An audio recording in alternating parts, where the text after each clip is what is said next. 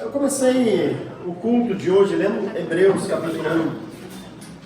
E Hebreus, o autor de Hebreus nos mostra ali que nestes últimos tempos, nesses últimos dias, Deus tem nos falado por meio de Jesus Cristo. Paulo já falou por meio dos profetas, visões e tudo mais. E nesses últimos tempos, ele tem nos falado por meio de Jesus Cristo. E a Bíblia usa por algumas vezes, não é muitas vezes, mas usa algumas vezes a expressão últimos dias, ou últimos tempos. E claro, a gente logo imagina últimos tempos, naquele tempo talvez que vai anteceder um pouquinho, que vai anteceder a volta de Cristo. Então, imagina que Cristo volta no ano 3000, você imagina que, bom, lá para 2900 começa esses últimos tempos. Ou se Cristo voltar essa semana, ou daqui 10 anos, a gente imagina, a gente está vivendo os últimos tempos. Então a nossa ideia de últimos tempos é essa. Mas não é a ideia que a Bíblia usa para essa expressão últimos tempos. Tanto é que quando Pedro está explicando lá em Pentecostes o que aconteceu em Atos 2, ele fala, isso é o que o profeta Joel profetizou que iria acontecer nos últimos tempos. Essa é a inauguração dos últimos tempos. Os últimos tempos é desde o ministério de Cristo, quando ele começou a falar nesses últimos tempos por meio do Filho e continua até hoje. Tanto é que o próprio Pedro, lá na sua primeira carta, no capítulo 2, ele vai escrever que Jesus Cristo, que foi o Cordeiro morto, conhecido antes da fundação do mundo, agora é manifestado nesses últimos tempos. Nesses últimos dias ele foi manifestado em carne. Porque inaugura-se então o que nós chamamos na história da redenção desses últimos tempos. É claro que na nossa perspectiva parece que não faz sentido, últimos tempos já durar 2000 anos. Mas a gente está usando a perspectiva não de tempo cronológico, mas do plano que Deus tem para a história. Então lá em Atos, depois da morte, a ressurreição de Cristo, a descida do Espírito Santo, inaugurou-se esse estágio em que é chamado últimos tempos. Por que eu estou dizendo isso? Nós estamos analisando 1 Timóteo. Abre lá em 1 Timóteo capítulo 4.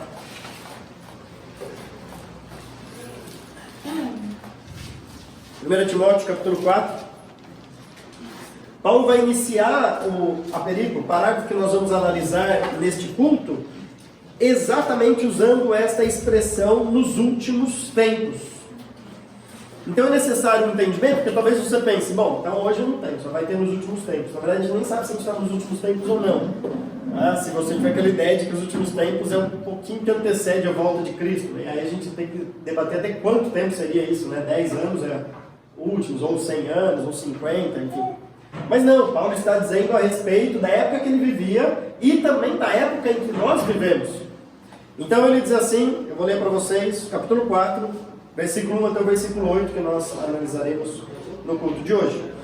O Espírito diz claramente que nos últimos tempos alguns abandonarão a fé e seguirão espíritos enganadores e doutrinas de demônios. Tais ensinamentos vêm de homens hipócritas e mentirosos que têm a consciência cauterizada e proíbem o casamento e o consumo de alimentos que Deus criou para serem recebidos com ação de graças pelos que creem e conhecem a verdade. Pois tudo o que Deus criou é bom, e nada deve ser rejeitado, se for recebido com ação de graças, pois é santificado pela palavra de Deus e pela oração. Se você transmitir essas instruções aos irmãos, será um bom ministro de Cristo Jesus, nutrido com as verdades da fé e da boa doutrina que tem seguido. Rejeite, porém, as fábulas profanas e tolas, e exercite-se na piedade. O exercício físico é de pouco proveito. A piedade, porém, para tudo é proveitosa, porque tem promessa da vida presente e da futura. Esse é o trecho favorito de alguns nas Escrituras. Porque ao mesmo tempo que fala que não há alimento que seja impuro, e as pessoas dizem amém, glória a Deus por isso, também fala que o exercício físico é de pouco proveito. Alguns também dizem amém, glória a Deus por isso.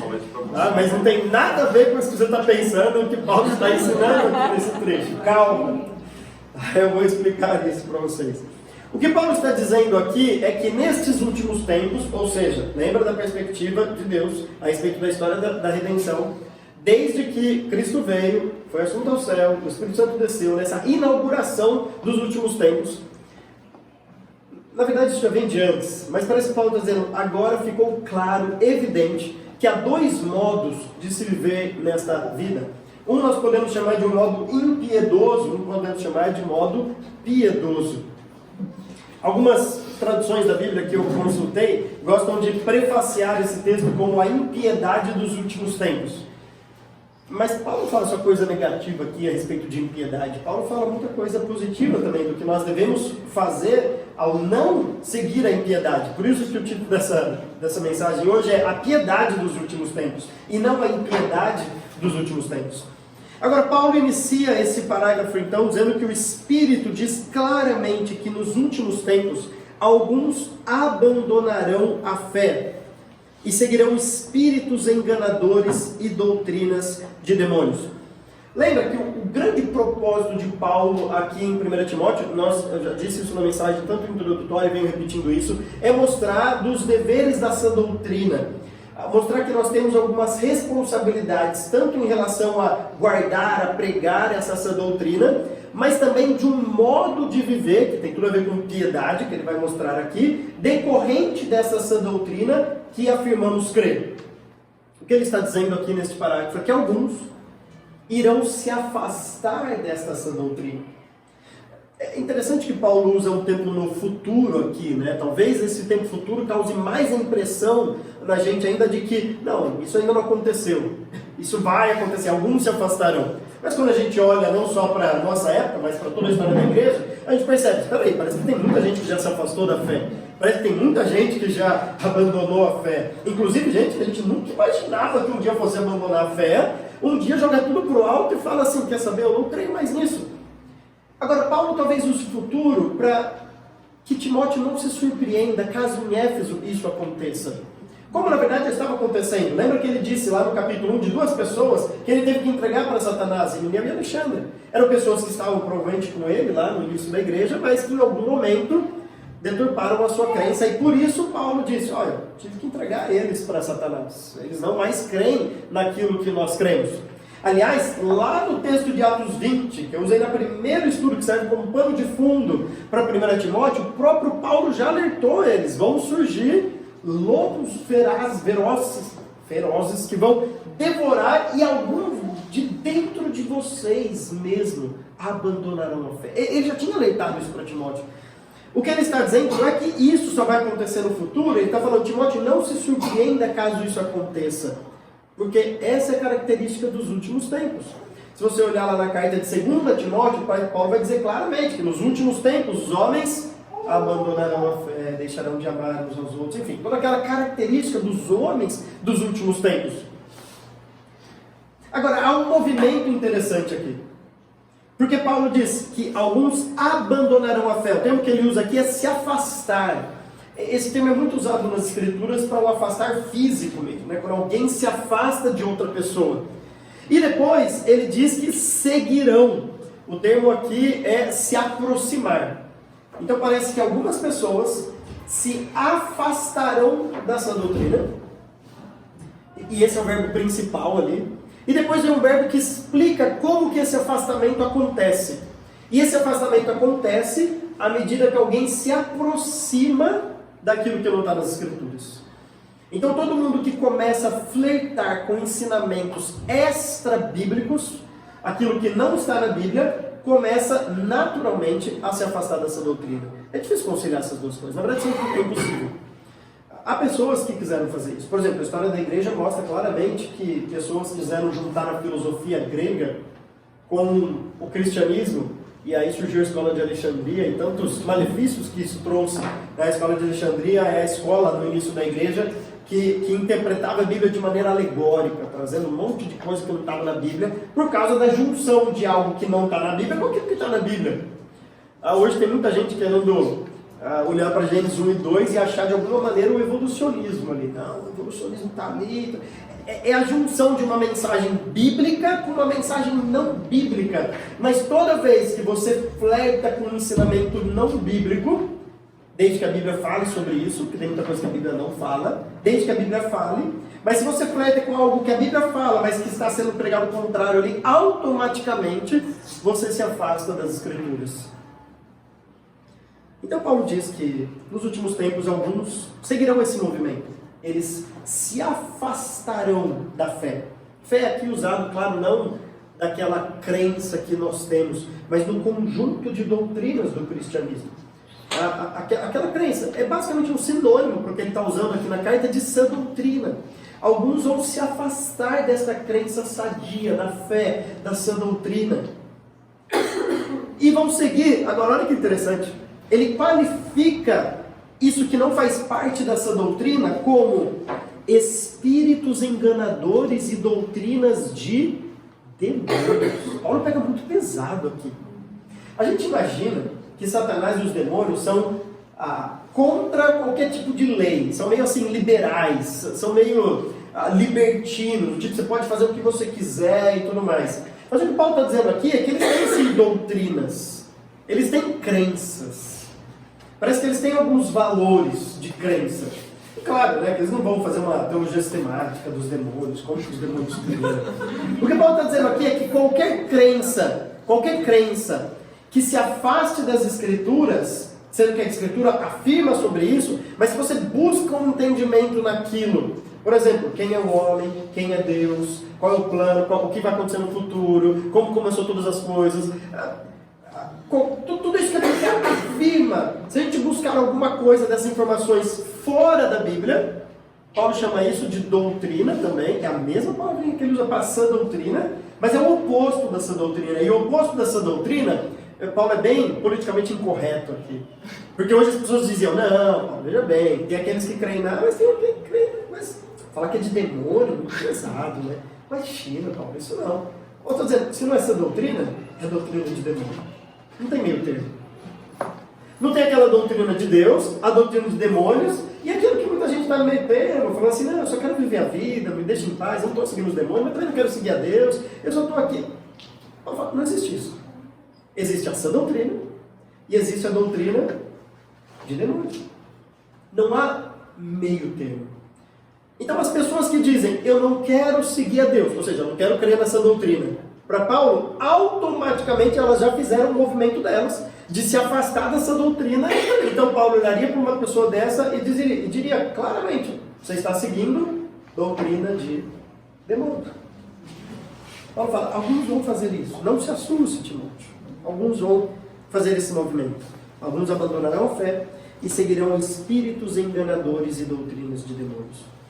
Agora, Paulo diz que esses espíritos são enganadores. Por quê? Ele vai descrever agora quem são esses. Claro que ele não está falando aqui dos demônios propriamente dito, ele está falando dos falsos mestres, que ele já disse lá no capítulo 1 que Timóteo deveria refutar. Ele fala isso para Tito também, né? Calar essas pessoas. Então ele vai dizer no versículo 2, tais ensinamentos, ou seja, essa doutrina de demônios, esses ensinamentos, vêm de homens hipócritas e mentirosos, que têm a consciência cauterizada. Então a doutrina de demônio, mas não vem da parte do demônio, a doutrina de demônio, mas vem de homem mesmo.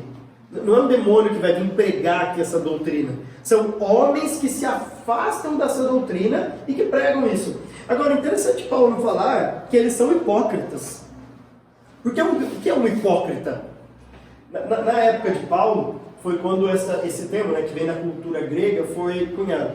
Esse termo era utilizado para os atores da cultura grega. Né? Os grandes comediantes gregos eram os hipócritas. Depois essa palavra passou para o latim, é basicamente transliterado, hipócritas também. E veio para o nosso português, basicamente transliterado também, hipócrita. Então aqueles atores, especialmente colocavam uma máscara, lembra daquelas máscaras das comédias gregas? Que colocavam umas máscaras, eles estavam sendo aquilo que eles na verdade não eram. Eles estavam representando alguma coisa. Um papel que na verdade eles não eram aquilo lá, era só um personagem. Então, claro, a nossa cultura emprestou essa palavra desde aquela época. Essa palavra começou a ser usada para as pessoas que também dizem alguma coisa, representam alguma coisa, mas que na verdade não são aquilo que falam. Ou seja, tudo isso que eles vão ensinar, eles mesmos não fazem. Por isso que eles são hipócritas. Lembra muito os fariseus. Aliás, não é à toa que Jesus chamava claramente eles toda vez de hipócritas. Porque são aqueles que diziam muitas regras, afirmavam haver muitas regras, colocavam fardos pesados, mas Jesus diz, vocês mesmos não conseguem carregar esses fardos. Vocês não agem assim. Este é o hipócrita. Então, além de hipócrita, ele é mentiroso. Claro, todo hipócrita é mentiroso. Porque se ele fala alguma coisa que ele não está vivendo, automaticamente ele é um mentiroso. Não tem como. Todo hipócrita mente. E que tenha consciência cauterizada. Esse é o grande problema. Porque se alguém é hipócrita, mas ainda tem uma consciência que trabalha ali, parece que há uma solução para ele. Porque, no fundo, a consciência dele está acusando ele de alguma coisa. Agora, o grande problema é quando você tem alguém que é hipócrita, é mentiroso, mas acredita realmente naquilo. Aliás, dizem que o grande problema daquele que é cego é que não sabe que ele está cego. Esse é o grande problema. Então, eles têm a consciência cauterizada. Já viram o filme Rambo? Eu sei que o Anderson vai gostar. Não, você gosta de Vingadores, né? Na época do Rambo, você era nascido já? Já. Bom, não desse novo, né? Estou falando do primeiro. Eu não lembro qual dos filmes que tem, mas tem um desses filmes que ele tá lá todo machucado. E aí o que ele vai fazer? Ele esquenta um ferro. Lembra dessa cena? É o primeiro. É o terceiro, né? Não, primeiro. Bom, depois a gente assiste a série inteira para tirar dúvida. Isso é necessário. A gente assiste toda a série Rambo. É necessário. Para depois tirar a dúvida. Tá? Bom, quer seja no primeiro ou no terceiro, depois a gente tira a dúvida. Mas ele pega lá o ferro e cauteriza, né? O ferro bem quente, tá? Por quê? Bom, não façam isso em casa, claro, né? Vai para o médico, uma coisa que é melhor. Mas aquilo lá vai perder o efeito do sangramento, né? Aquilo lá cauteriza a ferida e não sangra mais. Aquilo lá cicatrizou, cauterizou, né? Não escorre mais sangue. Uma consciência cauterizada é uma consciência que não faz mais aquilo que ela deveria fazer. Não faz mais. Então é um corte que não jorra mais sangue. É uma consciência que não sente mais o peso do erro. E esse é o grande problema. Parece que quando uma pessoa começa com o ensinamento errado aqui, ali, parece que a consciência ainda está funcionando, mas quando ele chega numa fase em que ele não mais enxerga que ele está no erro e acha que está certo, ele está com a consciência cauterizada. Esse é o grande problema aqui. Por isso que Paulo fala, esse pessoal já chegou e agora está ensinando doutrinas de demônios. E olha o que eles fazem. Qual é o conteúdo dessa doutrina então? Eles dizem, versículo 3, proíbem o casamento e o consumo de alimentos que Deus criou para serem recebidos com ação de graças pelos que creem e conhecem a verdade. É bem possível, por essa afirmação aqui, que o que Paulo tem em mente aqui são alguns que foram influenciados pelo gnosticismo. Pelo menos um proto-gnosticismo, né? O gnosticismo mais embrionário. Porque o gnosticismo pregava que o espírito é bom e a carne é má. Então, se você quiser valorizar o seu espírito, agradar a Deus e deixar o seu espírito elevado, o seu espírito elevado, assim, você tem que negar aquilo que é da carne. Então, todos esses prazeres da carne, como o casamento, como o alimento, alguns alimentos, assim, vão contribuir para a valorização do seu espírito. Mas não eram só os gnósticos que diziam isso, os judeus também diziam isso, que alguns alimentos não contribuíam para a sua santificação. Em alguns alimentos você tinha que se abster, porque aquilo não contribuía para a santificação de uma pessoa. Tudo isso, no fundo, o que a pessoa está ensinando ele como hipócrita, está ensinando pessoas a serem hipócritas. Porque Jesus mesmo disse, não é o que entra na boca de uma pessoa que o purifica, mas aquilo que sai da boca de alguém, aquilo que vem de dentro do coração. Então você pode ser um vegetariano, mas você pode ser um vegetariano pecador como qualquer carnívoro. Não é o alimento em si que vai definir a sua santificação, a sua vida de piedade. O que essas pessoas diziam é que se você não casar, e que se você não consumir alguns tipos de alimentos, você vai estar mais santo, mais próximo de uma vida que agrada a Deus. Gente, tem solteiro que é tão pecador quanto casado, tem casado que é tão... Não é isso que vai influenciar a piedade de alguém. Agora, é curioso também Paulo descer além desse pessoal aqui. Porque se a gente lembrar lá de 1 Coríntios capítulo 7, ele mesmo fala, por causa das tribulações desses dias aí, a minha sugestão para vocês é que não casem. Paulo está sendo hipócrita agora, parece. Mas claro que não. Porque uma coisa é ele sugerir por causa das tribulações. Outra coisa é ele proibir algo que Deus criou. São coisas totalmente distintas, totalmente distintas. Então, por exemplo, eu posso muito bem, dependendo de algum alimento que você tiver em mente aí, dizer para você, é bom você tomar Coca-Cola. Aliás, se você não tomar Coca, é até melhor para você.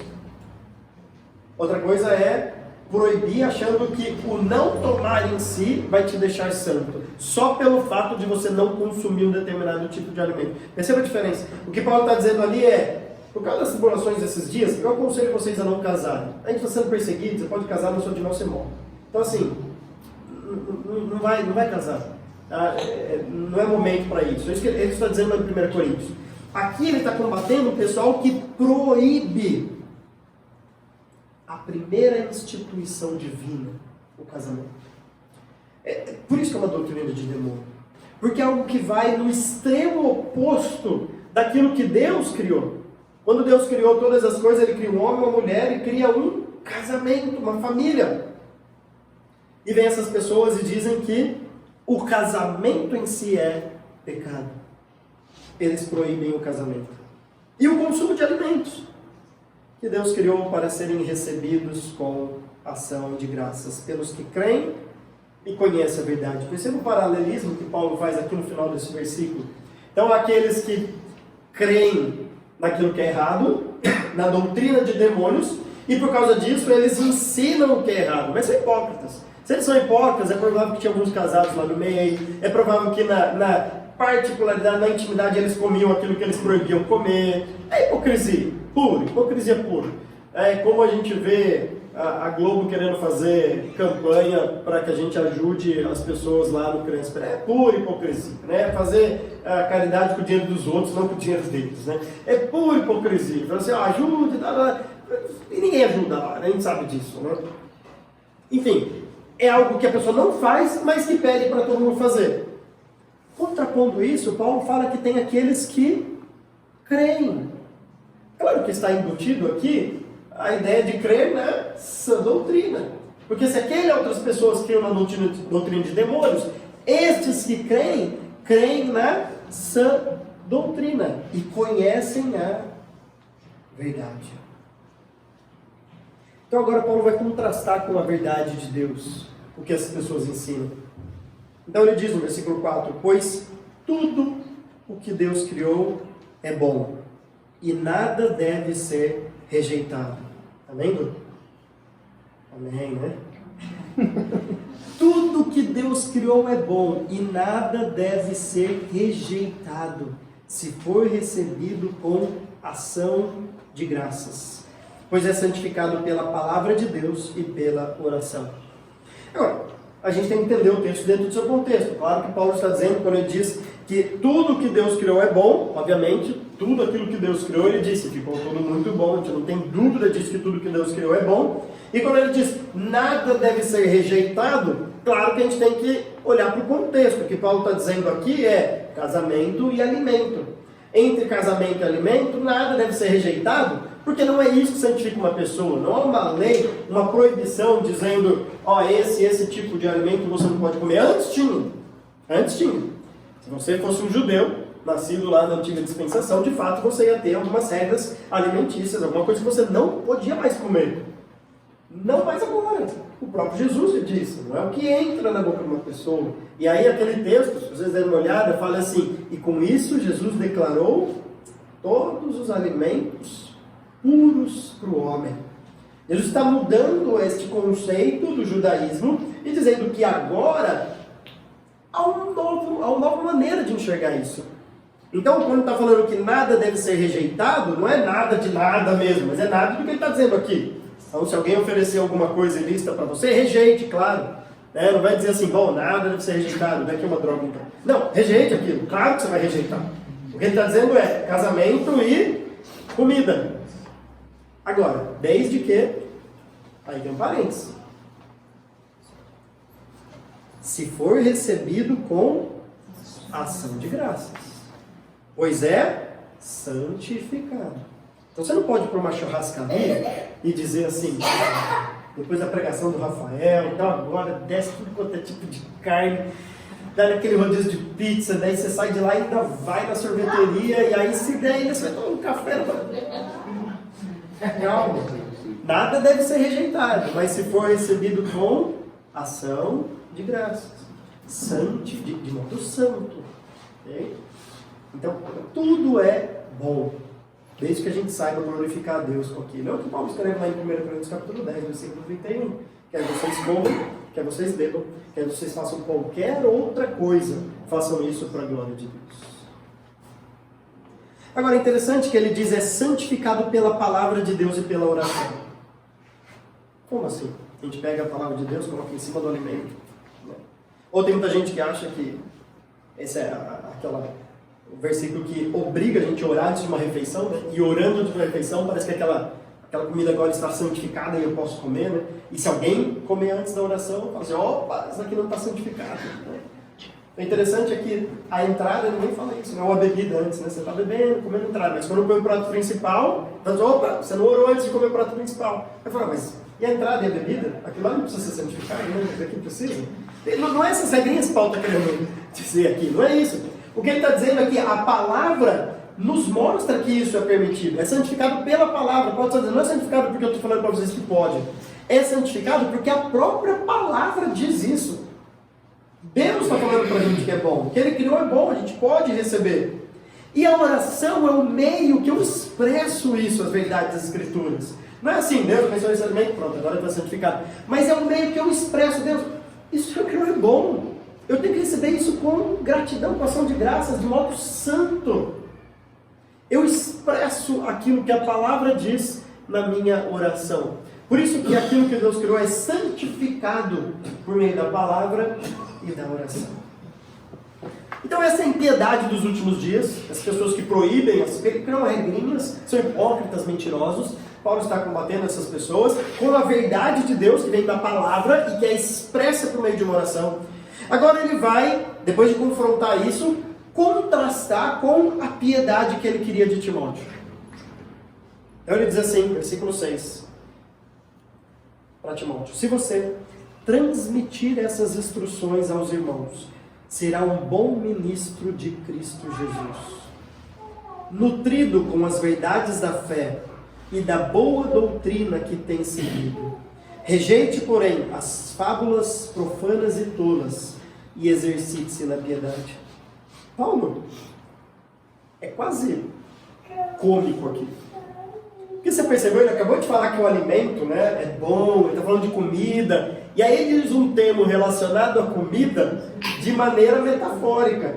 Aí ele está dizendo assim, a comida é bom, você pode comer e tudo mais, mas Timóteo, antes de tudo, se você transmitir isso para os outros, você vai estar nutrido. Então é um termo ainda do ramo alimentar. É bom comer comida, Timóteo. Isso tudo Deus que criou, isso aí é bom, mas Timóteo, tem algo melhor para você se alimentar ainda, tem algo melhor para você comer. Isso é as verdades da fé e da boa doutrina que tem seguido.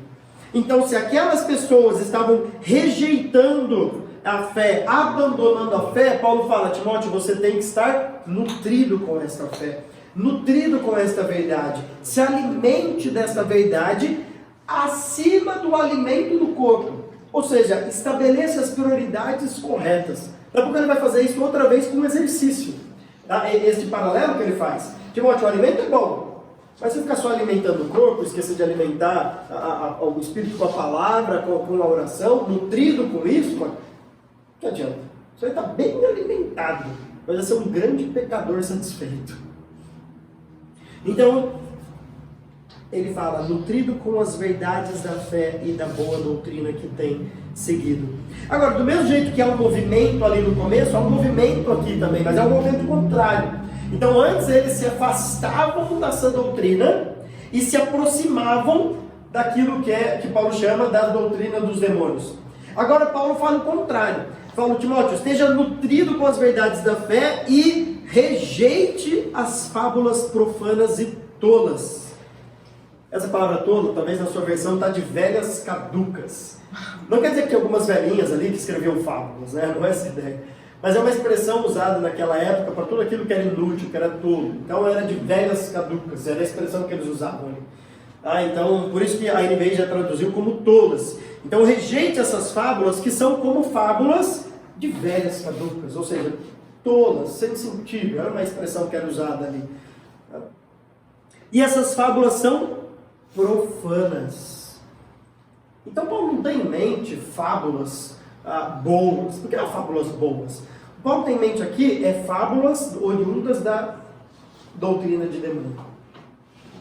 Por exemplo, você pode estudar outros assuntos fora das escrituras, como você deve fazer isso. Você pode ver filmes, você pode ouvir música, você pode ler livros, você pode fazer um monte de coisa. Mas saiba que todas essas coisas expressam, de alguma maneira ou outra, a sua crença. Então, se você assistir um filme, o filme está expressando a crença dele naquele filme. Se você está vendo uma novela é difícil ter crença, a não ser que seja da Record, né?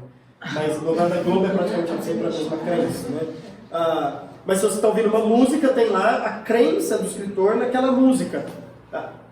Tudo tem a crença da pessoa ali e está embutido ali. O que Paulo está dizendo é que existem algumas fábulas que são profanas, porque expressam uma crença errada. Então, Timóteo, afaste-se disso, rejeite essas coisas. Não fica nutrindo o seu corpo, a sua mente, o seu coração com essas coisas. Isso é profano. Na época de Paulo havia muito comediante grego. E vários deles, quando você lê o que eles escreviam, as comédias deles eram extremamente profanas, com muita imoralidade nas suas comédias. Então, era muito comum os comediantes usarem desses artifícios. E Paulo está dizendo, você vai ficar... Veja bem, não é a fábula em si que é legal, nem fábulas de Esopo, nem outras fábulas boas, mas rejeite essas fábulas que expressam em si a crença de demônios. E exercite-se na piedade. Agora ele vai mais uma vez fazer aquele jogo como ele faz com o alimento. O alimento é bom, mas há algo melhor para se nutrir. Aí ele vai dizer agora, exercite-se na piedade. A palavra que ele usa é gymnazo, de onde vem a nossa palavra ginásio, que é o... Hoje, antigamente, né, na época do pessoal que é mais velho, aqui, né, na época desse ginásio era quase um ensino médio, não era um ensino fundamental, mas era chamado de ginásio, né? Mas na minha época, depois que virou o nome ensino médio, ensino fundamental, o ginásio era só um estádio mesmo, onde as pessoas iam para o ginásio. Pelo menos tinha essa época, né? Quadro, ginásio ali. Porque é um lugar onde você se exercita. Então Paulo, mais uma vez, depois que ele fala de nutrir, agora ele fala de um exercício.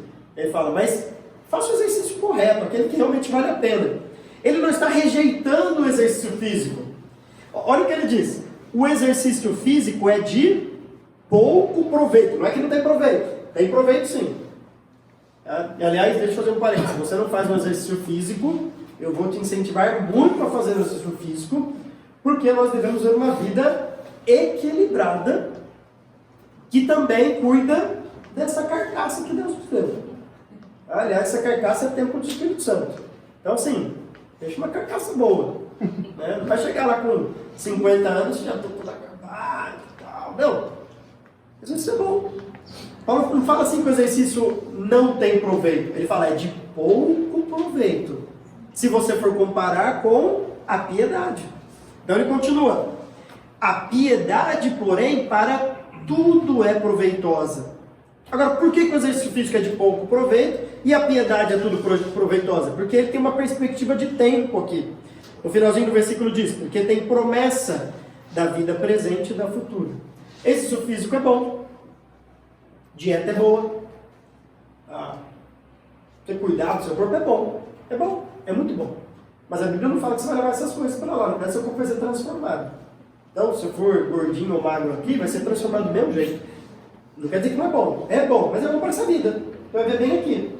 Então, se você é gordinho, você vai ser transformado do mesmo jeito. Se você for magrinho, vai ser do mesmo. Assim o corpo vai ser transformado. Não vai mudar. Você pode encher sua cara de botox ou não encher de botox, mas vai ser transformado do mesmo jeito. Talvez tenha benefícios para cá. Aqui você vai estar melhor, você vai estar mais disposto. Por isso Paulo está falando, a piedade é não. A piedade tem benefícios aqui e depois. Então hoje as pessoas se preocupam muito com o benefício aqui. O tempo que a gente gasta com coisas daqui, que vão ficar aqui, a gente vai levar para a eternidade. A gente se exercita tanto nessas coisas, a gente gasta a maior parte do nosso dia com coisas que a gente não vai levar para a eternidade. Eu estou falando, e o exercício da piedade? Porque o exercício da piedade não é só bom só aqui. Se fosse só aqui, já estaria bom para a gente. Já era um motivo para a gente se exercitar. Mas Paulo está falando, é bom para essa vida e para a futura. Então é interessante quando a gente se depara, bom, tem cristão que para ler a Bíblia uma vez durante a semana já é difícil. Agora, vou dizer, você não devia só ler a Bíblia durante a semana, durante o dia. Você devia tirar um tempo para estudar a Bíblia. Isso é exercitar na piedade. Porque ler a Bíblia 5 minutinhos no dia é você entrar na academia e sair da academia e achar que você se exercitou. O instrutor vai olhar para você e falar assim, espera aí, o que você veio fazer aqui? Não, isso é leitura bíblica de alguns. Eles vão lá, eu li um versículo, tá bom, não tenho tempo para isso, vou agora tomar banho, vou fazer. Mas espera aí, exercício é você se debruçar na Bíblia, estudar. Pega um livro junto para ler, entender aquilo lá, é você realmente estudar as Escrituras. Agora, infelizmente, parece que a gente está vendo um cristianismo que só até a pessoa lê, ela já está em cima da média, porque tem crente que não lê a Bíblia. É estranho isso. Tem crente que não ora. Mas como pode uma coisa dessa? Não faz sentido. Paulo não está dizendo para a gente ler a Bíblia, Paulo está falando para a gente se exercitar. Então pensa que depois de um tempo, igual na academia, você passa lá 40 minutos, 50 minutos de academia, você sai lá dolorido, cansado. Né? Essa é a ideia. Senta na frente da Bíblia, com alguém, com a família, ou sozinho, e estude o texto bíblico. Estude, entenda o que está dizendo. Se aprofunde no conhecimento da Bíblia. Leia livros sobre a Bíblia. Exercite-se na piedade. Agora, lembra que piedade não é sinônimo de conhecimento bíblico. Piedade é a aplicação do conhecimento bíblico. Então, além de você se exercitar na leitura da Bíblia, no estudo da Bíblia, ainda se exercite na aplicação deste conhecimento bíblico. Agora, posso te garantir, se você não ler, você não vai saber aplicar. Porque a gente nem sabe o que é certo e errado se não ler a Bíblia. Se você começar a ler a Bíblia, você vai saber o que é certo e errado. E aí, o exercício continua. Não para. Continue se exercitando na piedade. De uma vida que agrada a Deus. Nós estamos vivendo esses últimos tempos. Paulo está dizendo aqui para Timóteo, nos últimos tempos, um movimento vai acontecer. Alguns vão se afastar dessa doutrina e vão se aproximar, seguir ensinos de demônios. Mas ele fala, Timóteo, você não vai fazer isso não. Você vai se afastar dessas fábulas profanas. Você vai se afastar desses ensinos de demônios. E vai se exercitar, ficar nutrido com a piedade. E aí a pergunta que a gente tem que fazer para a gente que ainda está vivendo nesses últimos dias. Qual é o movimento que nós iremos fazer? A gente vai se aproximar de tudo aquilo que não presta. E quanto der tempo, quem sabe, a gente pensa um pouco nas coisas de Deus. Ou a gente vai estar nutrido e se exercitando na piedade, numa vida que agrada a Deus. Eu espero que Deus nos ajude realmente e nos capacite a seguir essas ordens que Ele dá aqui para Timóteo. Amém? Amém.